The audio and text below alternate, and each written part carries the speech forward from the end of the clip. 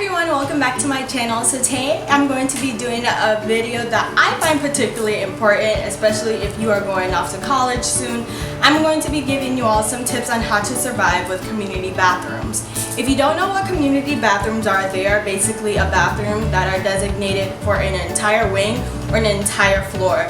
So that means that you would have to walk down the hall and use a public shower and a public sink and a public toilet in order to, take care of yourself.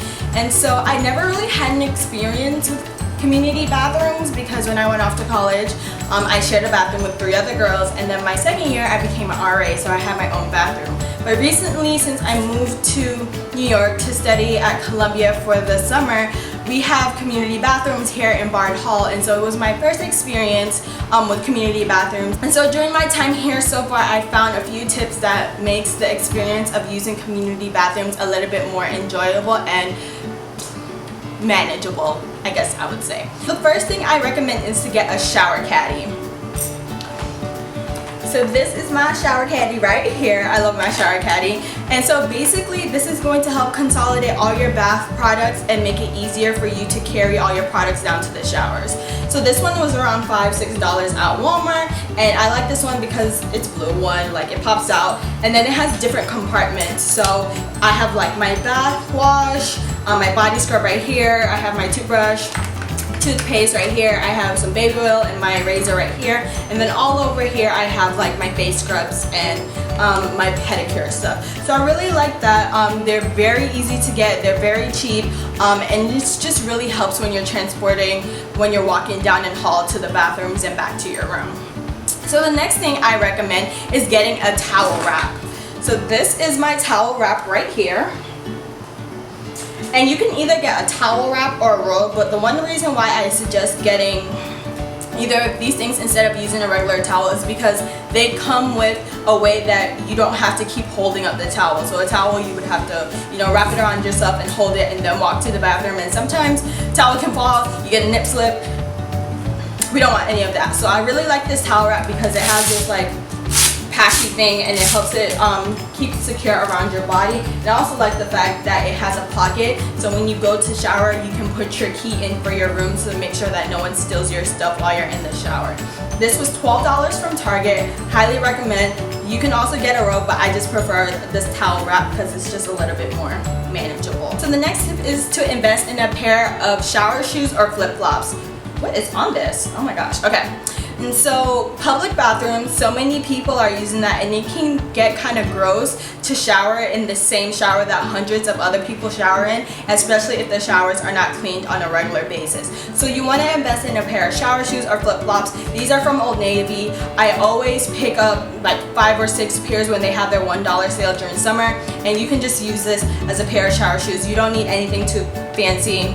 It's just making sure that you keep sanitary, because feet are kind of gross, like it's kind of nasty, but this will help you make sure you're trying to stay as cleanly and hygienic as possible while taking a shower.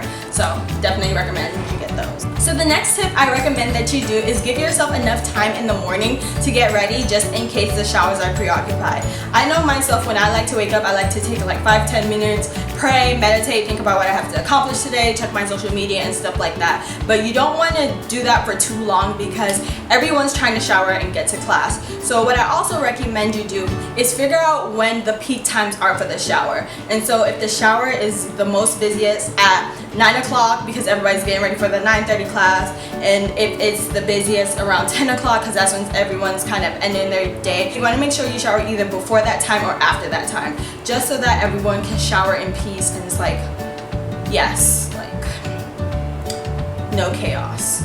So the next thing is something that I find like has helped me a little bit. It might be weird to some people, but once you find your favorite shower, actually stick with it. It helps if you know that shower, you know how the water comes out, you know the water pressure is like, you know how to work the knobs and stuff like that, you know how much space is in there so you can move around. It just really helps, and it makes the shower a little bit more enjoyable, even though you're in a community bathroom. So I recommend you do that. Next thing I recommend you do is once you move into your residence hall, to go in and to test the water to see how the knobs work. Because here at Bard Hall, I didn't know that the knobs work opposite way, so you have to turn it in to get the water to come on, and every single shower runs differently. So you definitely want to go ahead and test that out before you actually start to take a shower, because trust me, there's nothing worse than waiting 5 minutes for your water to heat up or not knowing which one turns off the cold water or which one turns on the cold water. So I recommend you do that. The next thing I recommend is to invest in a vanity mirror like this. Sorry if you're seeing like my messy desk, but I really would say to invest in one of these vanity mirrors, just so that you don't have to walk through the bathroom to do your hair and your makeup. You can just do it from your own room, and it really helps the people who are trying to use the sink to actually like brush their teeth or wash your hands. So I definitely recommend picking up a vanity mirror. These are only like $5. You can get them at like Ross, Walmart, Target, anywhere that pretty much sells like homey stuff, and yeah, they're pretty cute too. The next thing is very important, is to make sure you clean up after yourself. Here in Bard Hall, they clean the bathrooms once a week, and so it can get pretty dirty if people don't clean after themselves. Ladies, make sure you pick up your makeup, wipe down the sink in case you get like powder on it, take out your hair in the hair drain, because no one wants that. Like, no one wants that. No one wants a clogged drain. Men, you have to put the toilet seat down. Like, I can't say that enough, because I walked in the bathroom so many times, and if I didn't do a double take, I would have fallen into the toilet. So men, put the toilet down. Ladies, dispose of your hygiene products in the most sanitary and effective way. Just make sure you clean up after yourself. I guarantee you, if everyone does this, the bathrooms stay cleaner longer, and it helps. It really does. So that was pretty much all the tips. I know it was a short video, but these are just a quick few tips that I picked up while here at Columbia that you guys may find useful if you're moving into a residence hall that is traditional style and has community bathrooms. So I really hope that you all enjoyed this video, and I'll see you in my next video. Bye. So if you all haven't checked out my last video, it is my second New York vlog. My third New York vlog will be going up in a few more days. Don't forget to like, comment, and subscribe, and also follow me on all my social media accounts, and I will see you all in my next video. Bye.